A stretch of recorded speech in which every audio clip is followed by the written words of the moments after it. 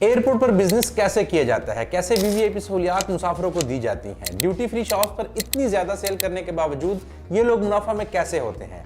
आज के particular time पर एयरपोर्ट से दो किस्म के काम लिए जाते हैं। लोग किसी भी एयरपोर्ट पर छोटी से छोटी दुकान खोलने के लिए सरतोड़ कोशिशें करते हैं। आज की वीडियो में हम आपको एयरपोर्ट बिजनेस मॉडल समझाने की भरपूर कोशिश करेंगे। एक एयरपोर्ट को बनाने के लिए अनगिनत रकम दरकार होती है।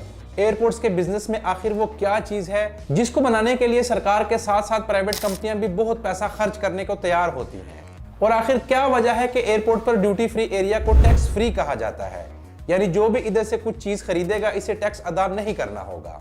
ये कैसे मुमकिन है कि आपने कहीं जाना हो और इंतजार के लिए आपको बिल्कुल फ्री बिजनेस क्लास लाउंज इस्तेमाल करने दिया जाए। हम आपको तफसील से समझाते हैं ताकि आप जब भी नेक्स्ट टाइम एयरपोर्ट पर जाए तो आपको इल्म हो कि ये सारी कहानी असल में है क्या।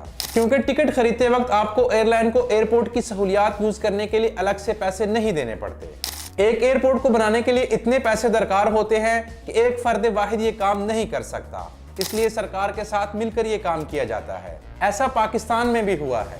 सुबह पंजाब के शहर सियालकोट में पाकिस्तान के सबसे बड़ा रनवे वाला एयरपोर्ट यहाँ की लोकल बिजनेस कम्युनिटी ने बनवाया है, जिसको बनाने के लिए पहले 1500 मिलियन रुपयों का अंदाजा लगाया गया था, लेकिन बाद में 2330 मिलियन रुपयों में ये मंसूबा 30 नवंबर 2007 को मुकम्मल हुआ था, और इस एयरपोर्ट को बनाने के लिए सरकार की मुकम्मल सपोर्ट हासिल रही थी। आज के टाइम में ये पाकिस्तान का वाहिद एयरपोर्ट है जिसे प्राइवेट कंपनियां ओन करती हैं। अब तक हमें इतनी तो समझ आ गई होगी कि एक एयरपोर्ट पर अंदाजन कितना खर्च होता है, लेकिन कहानी यहाँ खत्म नहीं होती। एयरपोर्ट बनकर तैयार हो गया, एक एयरपोर्ट को बनाने के बाद चलाने के लिए भी करोड़ों की जरूरत होती है, जैसे कि रनवे की रिपेयर, गैस, बिजली और पानी के बिल, सिक्योरिटी पर जो खर्च होता है इसके पैसे, एयर ट्रैफिक कंट्रोल करने के लिए भी काफी पैसे दरकार होते हैं। लेकिन इस तरह ये एयरपोर्ट पैसा कमाते भी हैं। 23 जुलाई 2023 में दी ट्रिब्यून की रिपोर्ट के मुताबिक पाकिस्तान के 3 बड़े एयरपोर्ट्स ने 130 बिलियन कमाए, जिसमें जिन्ना इंटरनेशनल एयरपोर्ट ने 40 बिलियन, इलामा इकबाल इंटरनेशनल एयरपोर्ट ने 44 बिलियन, जबकि इस्लामाबाद इंटरनेशनल एयरपोर्ट ने 46 बिलियन 3 सालों में कमाए। अब आप इनकी कमाई का अंदाजा खुद लगा सकते हैं। आखिर ये एयरपोर्ट वाले इतना पैसा कमाते कैसे हैं? इनके पास पैसा कमाने के बहुत से तरीके होते हैं।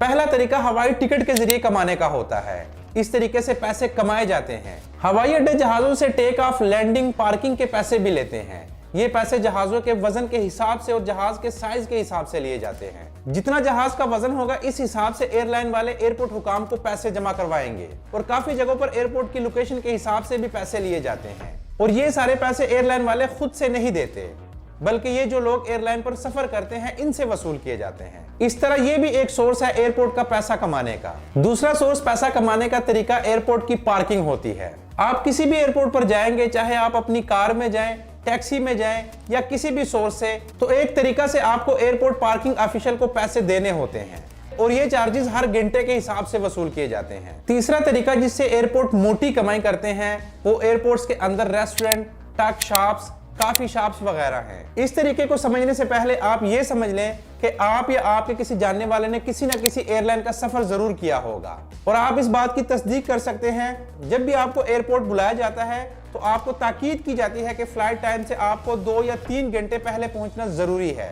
लोग समझते हैं कि रश होगा, महंगी टिकट है, जरूरी काम से मुल्क या बैरून मुल्क जा रहे हैं तो रिस्क की कोई जरूरत नहीं, और वो टाइम से ही पहुंच जाते हैं। वैसे अगर आप देखें तो सारे का सारा काम एयरपोर्ट पर आधे घंटे में किया जा सकता है, लेकिन इस काम को जानबूझकर लेट किया जाता है।